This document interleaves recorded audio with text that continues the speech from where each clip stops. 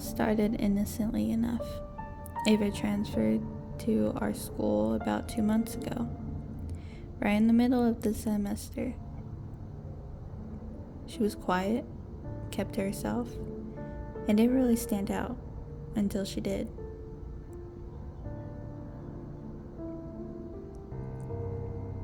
I don't know why, but it felt like Ava started paying more attention to me than anyone else.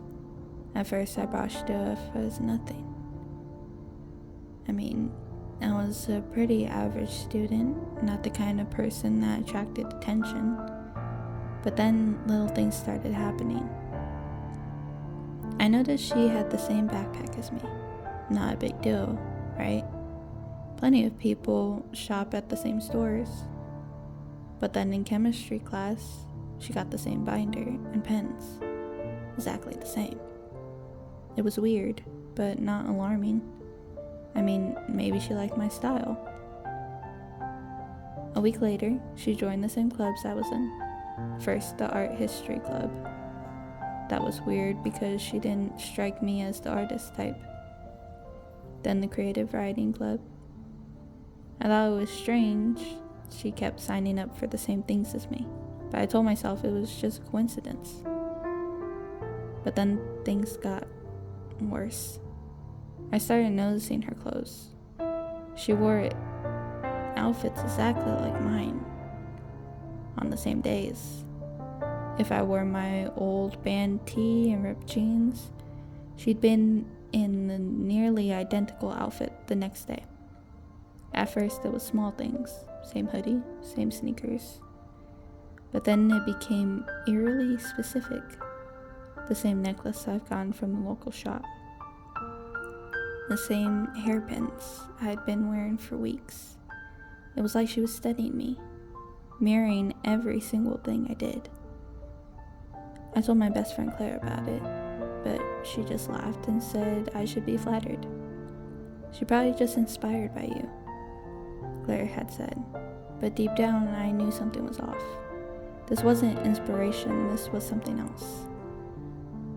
Then the real nightmare started. It began with Instagram. Ava followed me, which seemed normal enough. But then she started posting pictures. My pictures. The same poses, the same angles, the same places. I'd post a photo from the park, and the next day she'd post one in the exact same spot, wearing clothes that looked almost identical to mine. At first, I thought she was just copying my aesthetic.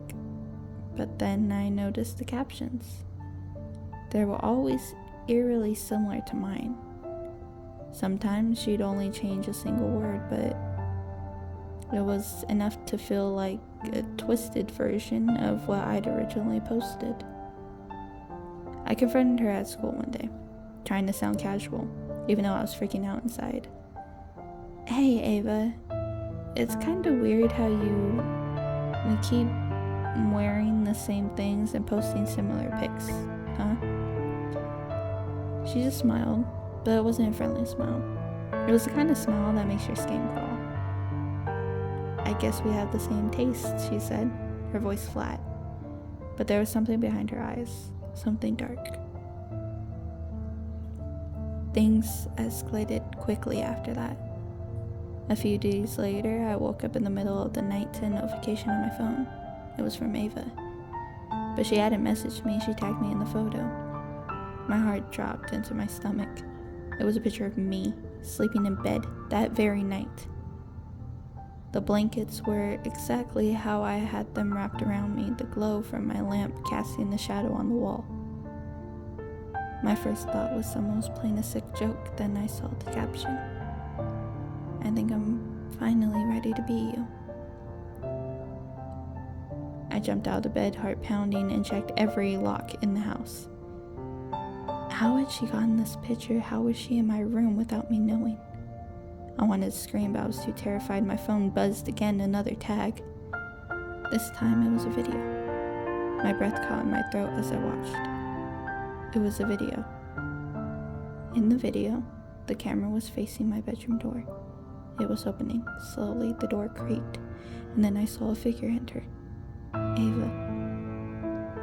She was wearing the same hoodie I had. She stood at the foot of my bed, just staring at me, watching me sleep. I couldn't take it anymore. I ran to my parents' room, shaking and crying, but when I tried to explain what had happened, they didn't believe me.